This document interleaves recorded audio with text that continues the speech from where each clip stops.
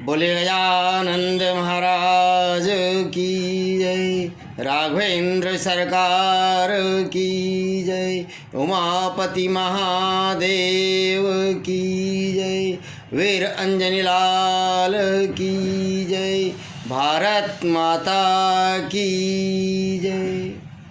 आइए सज्जनों, आज हम बात करेंगे श्री रामचरितमानस के 5वें प्रसंग की, जिसमें भगवान श्री राम धनुष यज्ञ में जाकर धनुष तोड़ेंगे और माँ जानकी से विवाह रचाएंगे।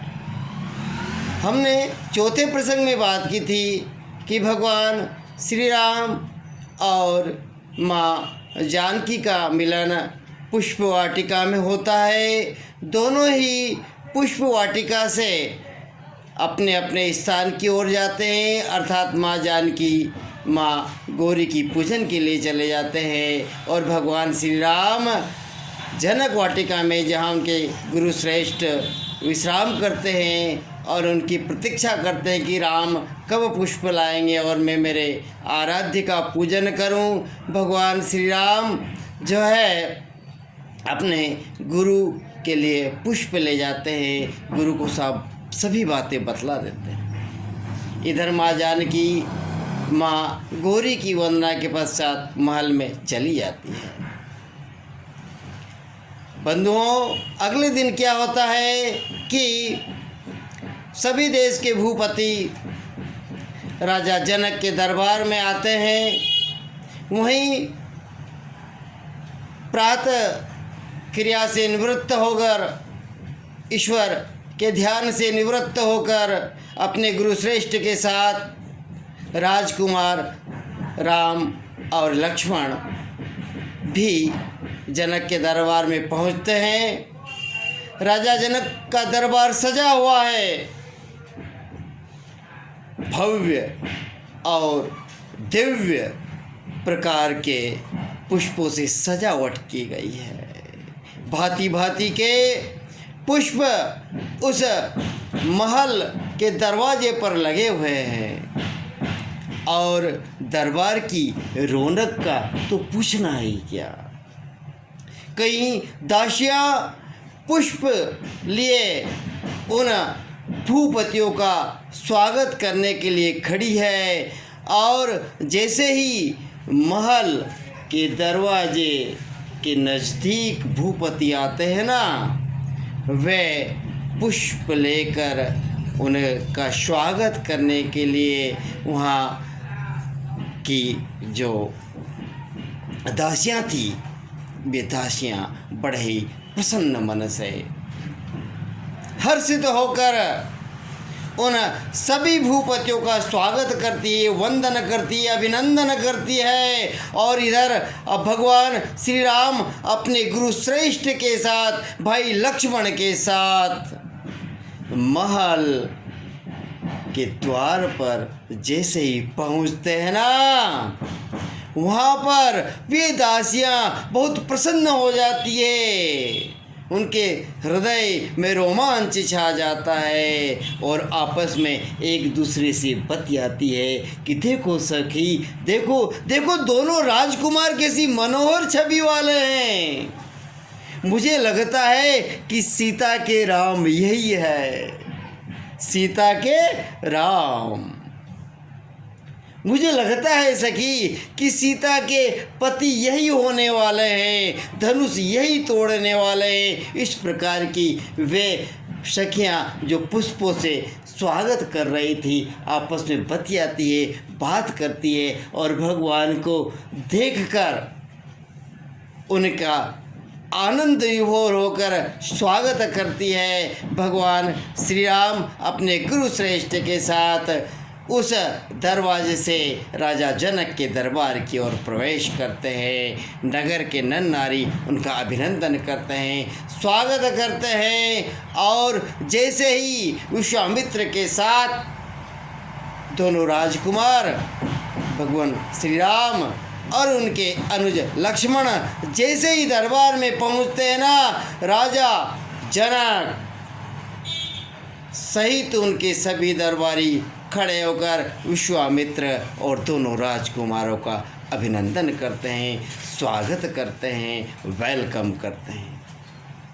प्रिय सज्जनों, भगवान श्री राम को जब राजकुमार के वेश में विदेहराज जनक देखते हैं ना, तो देखते ही उनकी आंखें फटी की फटी रह जाती है। एक टक उन्हें निहारती ही रहती है, अपलक उनको निहारती ही रहती है, और उनका हृदय कहता है कि यही मेरे जमाई राजा है, यही जनकपुरी के जमाई होने वाले हैं, यही मेरी सीता के पति होने वाले हैं। प्यारे बंधुओं, भगवान श्री राम, उनके भाई लक्ष्मण और विश्वामित्र का वहाँ पर स्वागत किया जाता है। उनके यशस्वी ललाट पर मंगल तिलक किया जाता है, उन्हें श्रीफल भेंट किया जाता है और उचित आसन पर उन्हें विराजित किया जाता है। इसी प्रकार राजा जनक सभी भूपतियों का जिन को उन्होंने आमंत्रण दिया था, सभी का स्वागत करते हैं, अभिनंदन करते हैं। करते भी क्यों नहीं, क्योंकि यह भारत ही नहीं विश्व की भी परंपरा है कि आने वाले का स्वागत करते हैं। लेकिन भारत की तो बात ही अलग है। उस समय प्यारे मित्रों, जो हमारा नेपाल था वह भी भारत का ही अभिन्न अंग था, जिसे हमारा जम्मू कश्मीर है, यूके है, पाकिस्तान है, भूटान है, आदि कई देश, बांग्लादेश है, आदि कई देश जो समय के अनुसार धीरे धीरे हमसे अलग होते गए। उस समय नेपाल भी भारत का एक प्रांत था। महाराजा जनक सभी को बैठने का निवेदन करते हैं और वहाँ का एक दरबारी खड़ा होता है और कहता है कि इस स्वयंवर में पधारे सभी महानुभावों का जनकपुरी के दरबार की ओर से, राजा की ओर से, मिथिला की जनता की ओर से स्वागत है, अभिनंदन है। मंत्री समूह की ओर से अभिनंदन है, स्वागत है। आज आप जिस कार्य के लिए आए हैं वह सब आपको विदित ही है। जो इस शिव धनुष को तोड़ेगा, इस पर प्रत्यंचा चढ़ाएगा, वही और केवल वही जानकी के साथ विवाह रचा पाएगा। और जानकी माँ सीता, इस मिथिला की बेटी, उन्हीं के गले में जय माला डालेगी। प्रिय भक्तों, इस प्रकार वह घोषणा करके बैठ जाता है। वहीं जो राजा जनक के पास एक उनके मंत्री रहते हैं, वे खड़े होते हैं और सभी का आह्वान करते हैं कि आइए इस शिव धनुष को तोड़ने के लिए आप लोग जाइए, और जो शिव धनुष को तोड़ेगा उसी के साथ सीता का विवाह होगा। प्यारे मित्रों, सभी लोग सने सने शिव धनुष की ओर एक एक करके बढ़ते हैं, अपनी पूरी शक्ति लगा देते हैं। कई लोग तो पहले एक हाथ से ही उठाने का प्रयास करते हैं, फिर जब एक हाथ से धनुष हिल तक भी नहीं पाता, तिल मात्र भी नहीं हिलता, तब दोनों हाथ उठाते हैं, अपनी पूरी शक्ति लगा देते हैं। लेकिन लेश मात्र भी, इंच मात्र भी शिव धनुष वहाँ से टस से मस नहीं होता है। कई लोग पसीने पसीने हो जाते हैं, तरबतर हो जाते हैं। उनके ललाट पर, उनके भाल पर, उनके गाल पर पसीने की बूंदे ही बूंदे झलक उठती है और वे इंच मात्र भी उस धनुष को वहाँ से डिगा नहीं पाते। सब लोग जब धनुष को नहीं उठा पाए, उस पर प्रत्यंचा नहीं चढ़ा पाए, तो राजा जनक विचलित हो जाते हैं, व्याकुल हो जाते हैं और कहते हैं कि अरे, मैंने तो सोचा था कि इस पृथ्वी पर वीरों की कोई कमी नहीं है, वीर श्रेष्ठ है, बलवान है, तो क्या इस दरबार में जितने भी लोग बैठे हुए हैं उनमें से कोई भी सच्चा वीर नहीं है? क्या यह मैंने गलत निर्णय ले लिया कि जो शिव धनुष को तोड़ेगा वही जानकी से विवाह करेगा? इस प्रकार की बातों को सुनते ही श्री राम के अनुज बहुत ही क्रोधित हो उठते हैं, अपने आसन से उठकर दरबार में आ जाते हैं और राजा जनक को चेतावनी भरे शब्दों में बोलते हैं। कहते हैं, राजा जनक, आपने किस प्रकार की बातें बोल दी?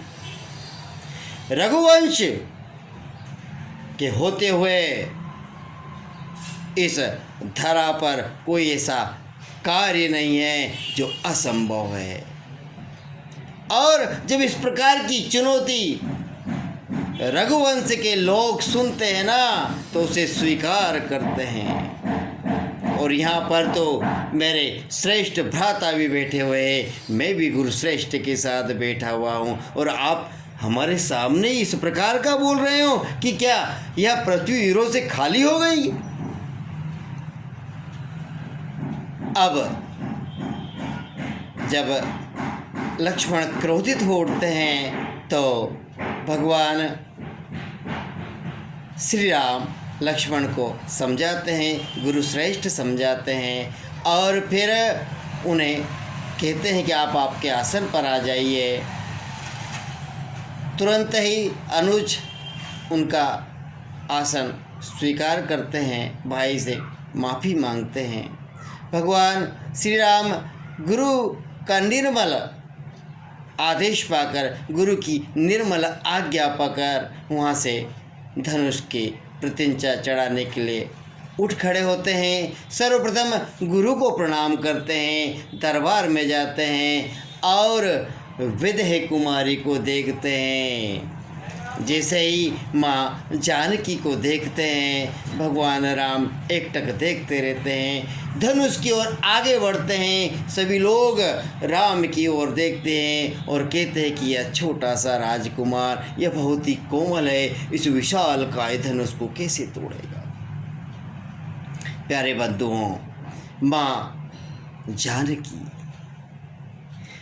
दोनों नयन बंद करके महेश भवानी से प्रार्थना करती है, हे गौरी माँ, आज मेरी प्रार्थना को सफल कर देना। हे माँ, आज भगवान श्री राम की मैं दुल्हन बन पाऊँ।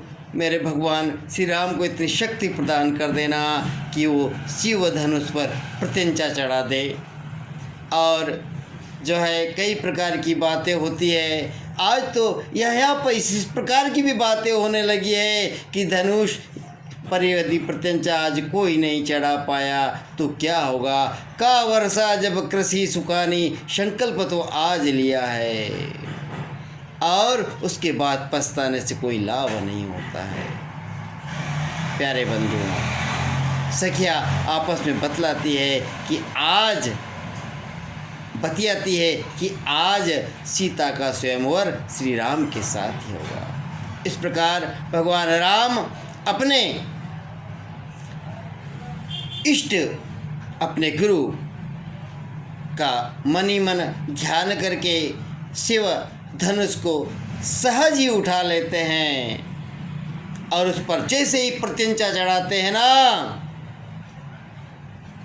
कैलाश पर्वत पर बैठे सिंह को मालूम, कैलाश पर्वत पर बैठे शिव को मालूम हो जाता है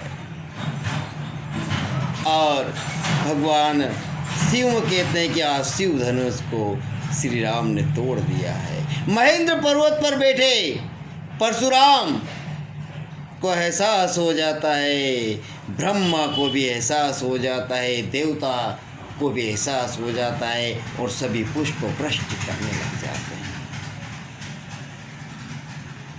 माँ जानकी एकटक भगवान को निहारती रहती है।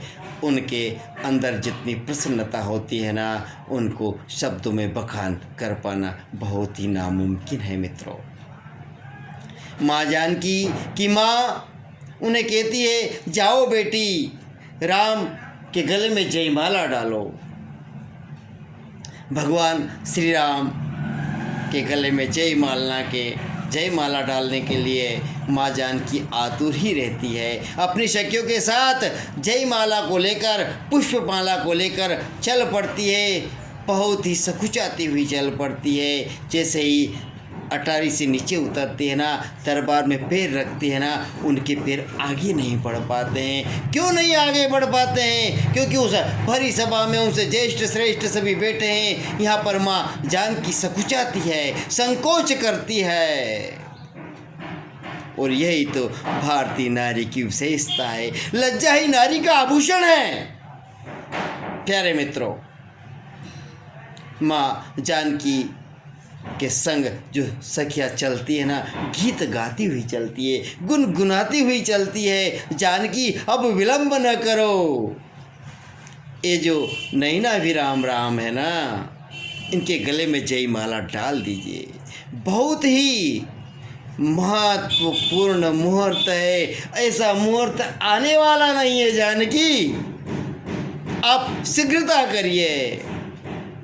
माँ जानकी धीरे धीरे अपने नन्हे कदमों से, अपने जो है बहुत ही नाजुक जो उनके कदम है, उनके कदम में जैसे कि कमल लगा हुआ है, पुष्प लगे हुए हैं, बहुत नाजुक चरणों से चलते हुए भगवान श्री राम के समीप पहुंचती है ना, भगवान श्री राम के नज़दीक जैसे ही पहुंचती है ना, उनके निकट जैसे ही पहुंचती है ना, सीता की धड़कनें बढ़ जाती है।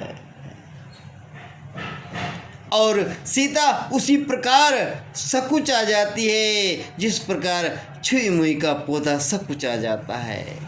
और भगवान श्री राम भी माँ जानकी को देखकर मन ही मन प्रसन्न होते हैं। और इस प्रकार सखिया बार बार आग्रह करती है कि सीता अब विलंब मत करिए और जयमाला श्री राम के गले में डाल दीजिए। सकुचाती हुई माँ जानकी श्री राम के गले में, अयोध्या के राजकुमार के गले में जयमाला डाल देती है।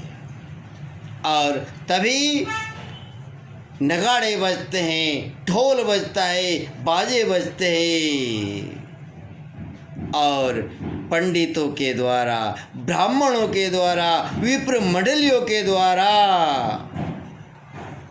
मंगलाष्टक होता है। मंगलम भगवान विष्णु, मंगलम गरुड़ध्वज, मंगलम पुंडरीकाक्ष, मंगलायस्तनु हरि। और इस प्रकार माँ जानकी भगवान श्री राम के गले में जयमाला डाल देती है। प्यारे बंधुओं, जैसे ही जयमाला डालती है, उधर सभी पूर्ववासी हर्षित होकर पुष्पमाला से भगवान श्री राम और माँ जानकी का स्वागत करते हैं। और तभी क्या होता है कि महेंद्र पर्वत पर बैठे परशुराम जी को भी जब यह बात मालूम होती है तो वे तुरंत ही मिथिला की ओर आने के लिए मन बनाते हैं। और उनकी जो गति थी वह मन जैसी बहुत ही तीव्र गति थी। वे तुरंत ही जनकपुरी की ओर प्रस्थान करते हैं। इस पंचम दृश्य के दूसरे भाग में हम आपको बताएंगे कि भगवान श्री राम और परशुराम का संवाद किस प्रकार होता है। तब तक आप भगवान श्री राम का सदैव स्मरण करते रहिए। वो हम सभी के आराध्य है। सादर जय श्री राम।